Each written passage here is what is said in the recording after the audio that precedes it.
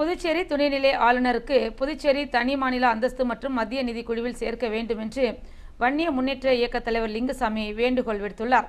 அவர் வெளியிட்டுள்ள அறிக்கையில் தெரிவித்திருப்பதாவது: புதுவை துணைநிலை ஆளுநருக்கு அன்பான வேண்டுகோள். புதுச்சேரி மாநிலம் ஒரு சிறிய மாநிலம். இங்கு பெரிதளவு வருவாய் கிடையாது. பெரிய நிறுவனங்களும் பெரிய தொழிற்சாலைகளும் இங்கு இல்லை. குறிப்பாக பெரிதாக வருவாயும் கிடையாது. புதுச்சேரி மாநிலத்தை முன்னேற்ற பாதையில் கொண்டு செல்ல மாநில அந்தஸ்தும் வழங்கப்படவில்லை. மத்திய நிதி குழுவிலும் சேர்க்கப்படவில்லை. ஆகவே புதுச்சேரி மாநிலம் மிகவும் பின்தங்கிய நிலையில் உள்ளது. எனவே எதிர்வரும் காலங்களில் புதுச்சேரி மாநிலத்தை முன்னேற்ற பாதையில் கொண்டு செல்ல புதுச்சேரியை மத்திய நிதி குழுவில் சேர்க்க நடவடிக்கை மேற்கொள்ள வேண்டும். புதுச்சேரியிலே பல கவர்னர்களை சந்தித்துள்ளார்கள். புதுவை மக்கள் இதுவரையிலும் புதுச்சேரிக்கு மாநில அந்தஸ்தும் மத்திய நிதி குழுவிலும் சேர்க்கப்படவில்லை. இது மிகவும் கஷ்டமான விஷயமாக உள்ளது.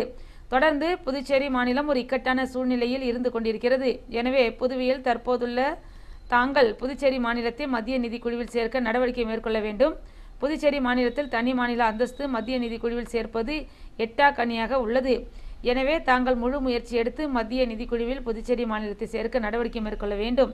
தாங்கள் பிரதமருடன் நேரடியாக நட்புடன் இருப்பதால் புதுச்சேரி மாநிலத்தை மத்திய நிதிக்குழுவில் சேர்க்க நடவடிக்கை மேற்கொள்ள வேண்டும் என்று புதுச்சேரி மக்கள் சார்பாக பணிவுடன் கேட்டுக்கொள்வதாக வன்னிய முன்னேற்ற இயக்க தலைவர் லிங்குசாமி வேண்டுகோள் விடுத்துள்ளார்.